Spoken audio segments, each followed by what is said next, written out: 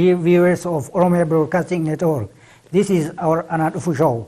In our Anadhufu show, we usually invite guests to share their experiences, scholarly views, and achievements. Today, my guest is Dr. Gemechu Ararsa, President of Oromia State University. Welcome, Doctor. Thank you very much. And we usually, as I have already mentioned in my introduction, invite guests, scholars like you, to share their scholarly views, experiences, and different knowledge to our audiences. And therefore, in this program, we usually start from the background of our guests. Let us learn who Dr. Gemechu Ararsa is. Thank you very much. Thank you for inviting me.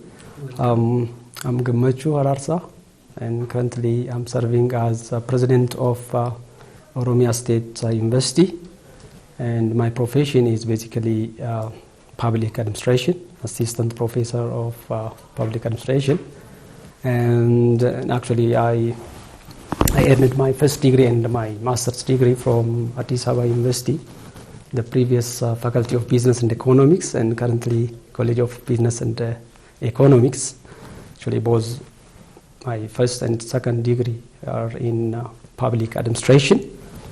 Then my PhD is from India, Punjab University, Chandigarh, and I served as academic staff member in National Defense University, or Defense University College previously, actually, and immediately after graduation or after completing my bachelor degree, I joined Defense University College and College of Resource Management. Actually, it's no more. Previously, there was a college under Defense University. I joined it, and I served as a graduate assistant, as a lecturer, and for a very long time, actually, as a department head.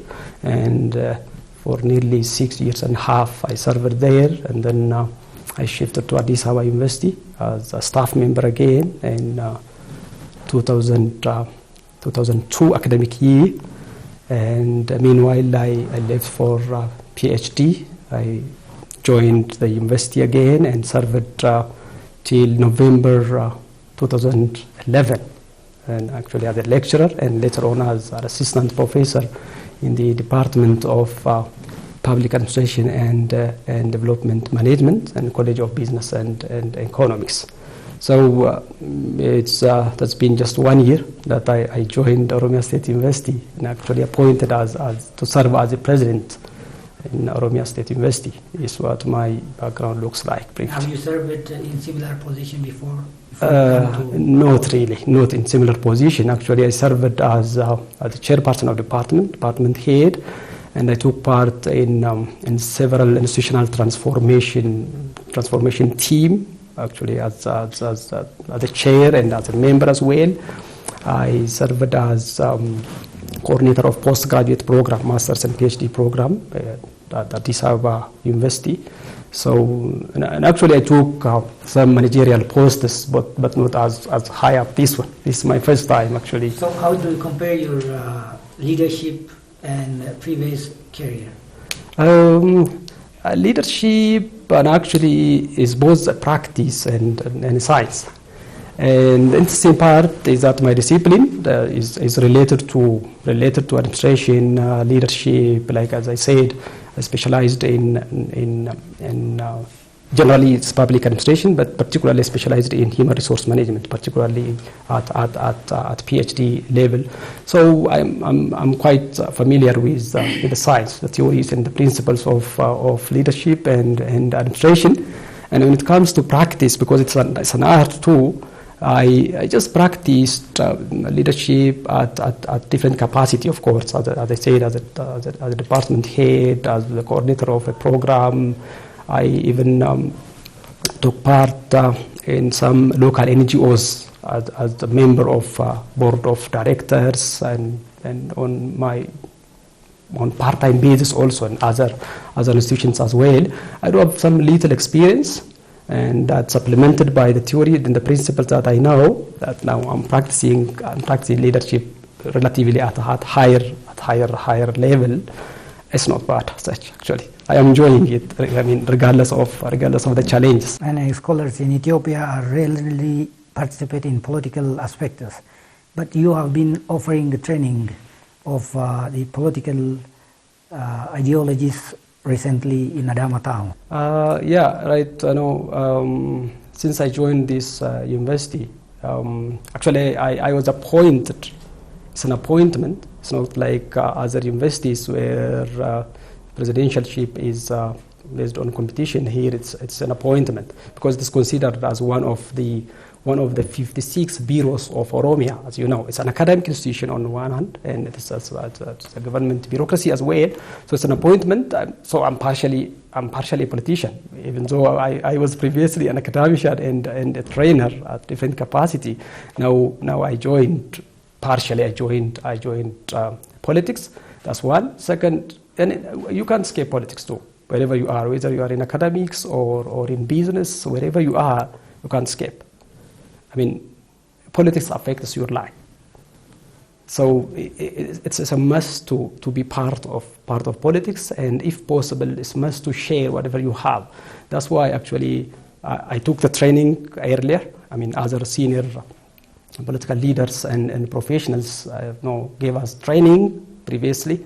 Then the second round, I was assigned to guide the second round trainees. That is why I actually participated in. You mean that it is your responsibility and a part of your duty? Obviously. And what about the other scholars from other government universities? Right, it depends. They have to contribute something.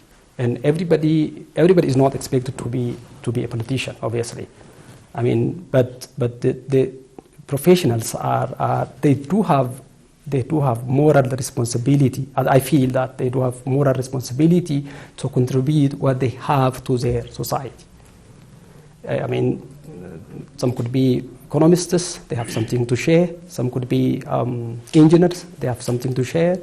Some could be managers, accountants, they have something to share. So in their discipline, they have the moral responsibility to contribute something to the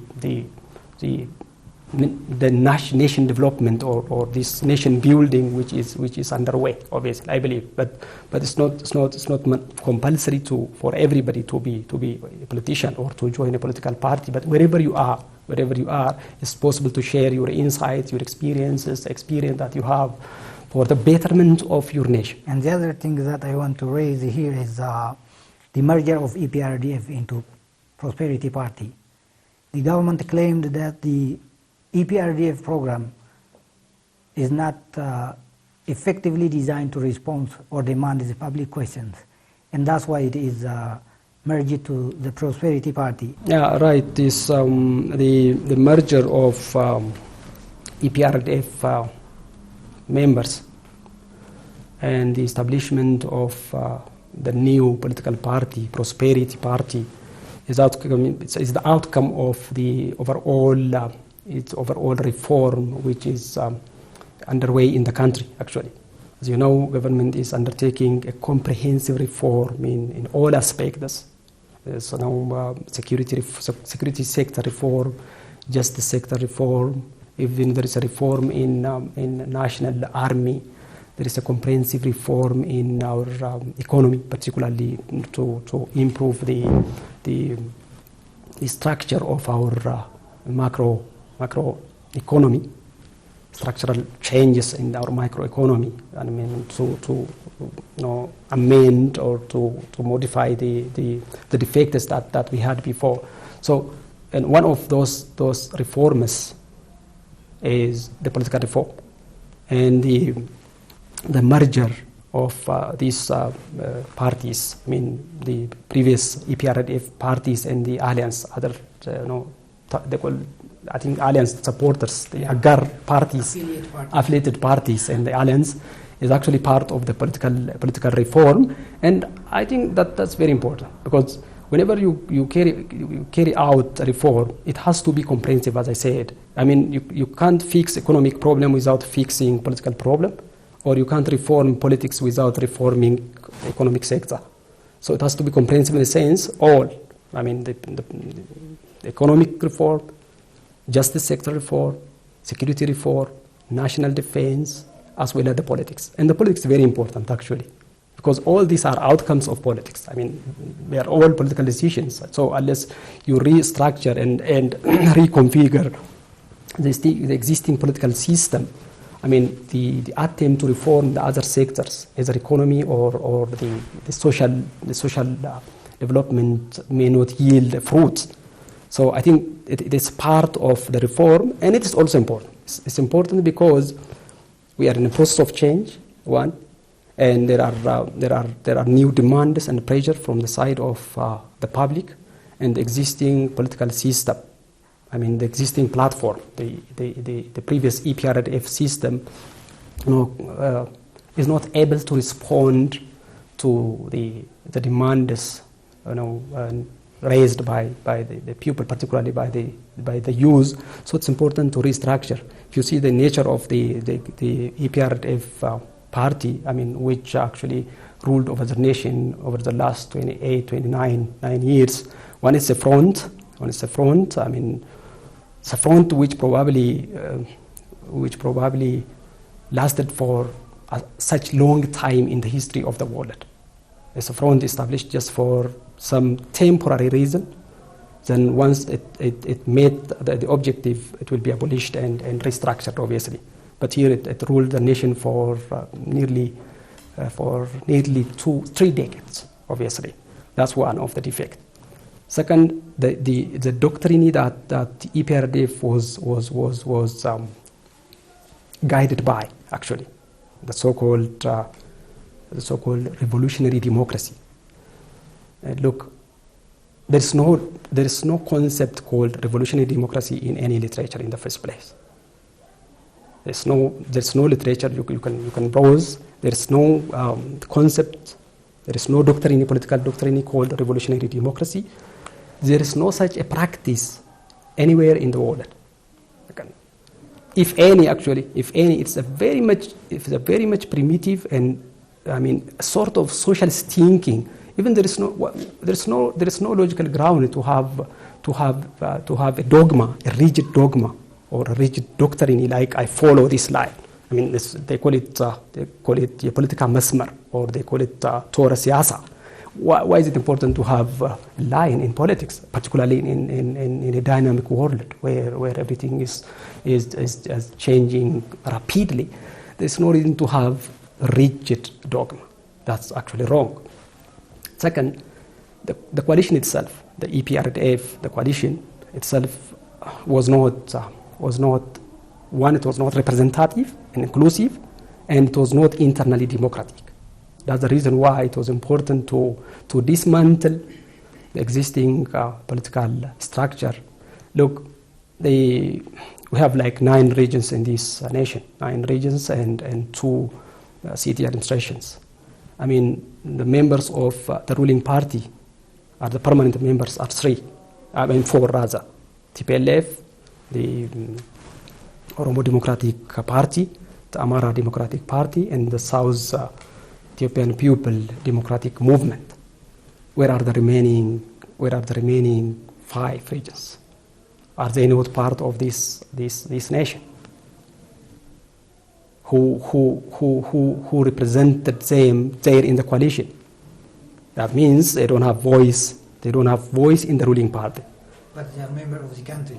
They are member of the country, and probably they constitute a large number of population. Perhaps, I don't know exactly, but nearly 20 or 30% of the population of the nation, and they were just left aside. One. Second, even those who are member of the coalition, the three members particularly, the one representing Oromia, the other representing Amhara, and the other representing the South nations, nationalities, and people. I really doubt that they have even voice there in the coalition. There is visible hegemonic power of one of the members, that is TPLF, which obviously has an upper hand in the coalition, obviously. I can say that EPRDF is a private property of TPLF. You can see from the representation of the member parties there in the coalition, like in their CC, the Central Committee, and I mean particularly in the Council, EPRDF Council, and in the Executive Committee, they are equally represented. I mean, the one that represented 40 to 50 million population of the nation, say ODP, and the one that represented probably 4 million or 3 million, they have equal number of members there in the Executive Committee and in the Council, EPRDF Council, which actually is undemocratic, because politics by its very essence of politics is representation, and representation is based on your number, actually.